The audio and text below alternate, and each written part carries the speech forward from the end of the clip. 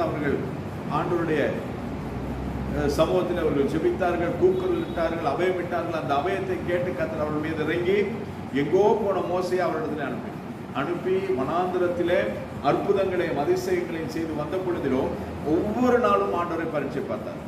தண்ணியில் பரீட்சை பார்த்தார், சாப்பாடு இல்லை பரீட்சை பார்த்தார், ஒவ்வொரு காரியங்களுக்காக.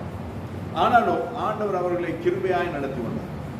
ஆன பொழுதிலும் கடைசியில் அவர்கள் நிமித்தமாய் கர்த்தரை பரீட்சை பார்த்த நிமித்தமாய் மோசே கர்த்தர் மீது கொண்ட அன்பின் நிமித்தமாகவும் இவ்வளவு செய்த கர்த்தரை இவர்கள் பரீட்சை பார்க்கிறார்கள் என்று சொன்ன அந்த கோபத்தின் நிமித்தமாகவும் என்ன செய்தான்? பாவம் செய்யப்பட்டது. அந்த பாவத்தின் நிமித்தமாக ஆண்டவர் வாக்கு பண்ணினதான இந்த கானான் தேசம் கண்ணுக்கு முன்ன தெரிஞ்சது. ஆண்டவர் மலைக்கு மேலே ஏறி போய் காட்டினார், அதான் நீ போக போகிற கானான் தேசம் சொல்லி.